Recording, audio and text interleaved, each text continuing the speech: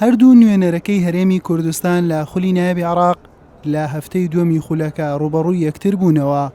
هەولێر یەکەم یاریە لەسەر یاریگای خۆی ئەنجامی دەدات لە مۆرزە. زاخۆش یەکەم یاریە لە دەرەوەی خاچ خۆی ئەنجامی دەدات. یاریەکە بەبێ ئامادەبوونی هاندەر بەڕێوە چوو. لانیوە یەکەم یاریەکە بێدەنجی باڵی بەسەر یاریگادا کێشا بوو. تەنانەت بۆ تەنها جارێکیش دلێر حاتەمی گۆڵپارێزی هەولێر و عەبدولعەزیز عەماری گۆڵپارێزی زاخۆ تاقی نەکرانەوە. هێرشبەرانی هەردوویانە نەیانتوانی مەترسی ڕاستەقینە بخەنە سەرتیپی بەرامبەر. نیوەی یەکەم بەبێ تۆمارکردنی گۆڵ بە کۆتا هات.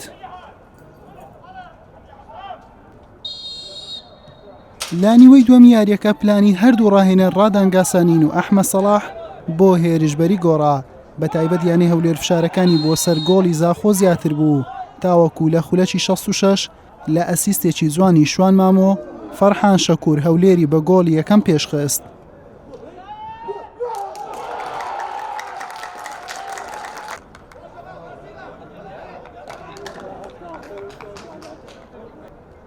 لەگەڵ ئەوەی هەولێر پاشەکشەی کردبوو لە ڕووی هێرشبەریەوە، بەڵام زاخۆ لە دروستکردنی هێشەکان کارانە بوو. تا ئەو کاتەی ئیرتۆن ڕیبیرۆ یارزانی یانەی هەولێر تووشی پێکان هات لە خولەکی 79 بەهۆی ئەوەی هەولێر 4 گۆڕانکاری بە 3 جار ئەنجامدا بوو. نەیتوانی یارزانەکە وەک گۆڕانکاری پێنجەم بەکاربهێنێت، بۆیە بە ناچاری بەردەوامی بە یاریدا و بووە خاڵی لاوازی هەولێر. تا دوا خولەک هەولێر بە گۆڵێک لە پێشەوە بوو، بەڵام لە دوا خولەکی کاتی زیاد کرا و ناوبژوان فیکەی لێدانی سزای بۆ زاخۆ لێدا.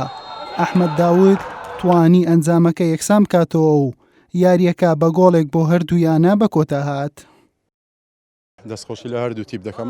یاریەکی باشە ئەنجامدات، بە تایبەتی تیپی خۆمان دەتوانم بە درێژایی یاریەکە ئێمە مسەیتەر بووین، بەڵام لە کۆتا خولەکەکانەوە بوو یاریزانێکمان تووشی ئیسابە هات، لاعبی تەدیلیشمان نەبوو. ئەوە بوو تەسیری لەوە کردەوە زەختیان لەمە کرد لە هەڵەیە هێشتا کەسی لێدانش سزا لە سەیمە ژیرە. ئیشاڵە لەسەر ئەگەر دەتوانم بڵێم ئەگەر تیپەکەمان لەسەر ئاستە بەردەوام بێ دەتوانین ئیشاڵە لە یاریەکانی داهاتوو قەرەبووی ئەو دوو خاڵە بکەین کە لە یاریگای خۆمان لە دەستماندا. وەکو دیدی فەرقە مافریکا نەوی ئۆستیبی ئەو ئەستی هەر جۆر تدیتن ڕحیات و نەفەس لعبی وەکو دید ما شاڵتی دوێمەوت نۆف یۆری دەبچێک فەرقەمە بۆشتر بی ما گۆڵ خۆر پشتی گۆڵێ فەرقەمە پتر هەجمە فرصة بزرگکردن. الحمدلله تەقوا خیری بوومە پەنەتێکی بمەشی ئەم نەتیجە بکەن تعادل هزار إن شاء الله بو لعبت دهادي فرقة بتر استجام بكفتي بو بلت النتيجة بعد أسقف بين إن شاء الله. یانەی هەولێر بەم یەکسانیە بووە خاوەنی 4 خاڵ و لە خانەی شەشەمە بەکاتی. ڕۆژی پێنجشەمە دەبێتە میوانی قاسم. یانەی زاخۆش دووەم یەکسانی نووسیەوە بووە خاوەنی 2 خاڵ لە ناوەڕاستی ڕیزبەند. زاخۆ میوانداری شورتە دەکات لە یاریەکی بەهێز. حسێن محەممەد کەناڵی ئاسمانی پێم هەولێر.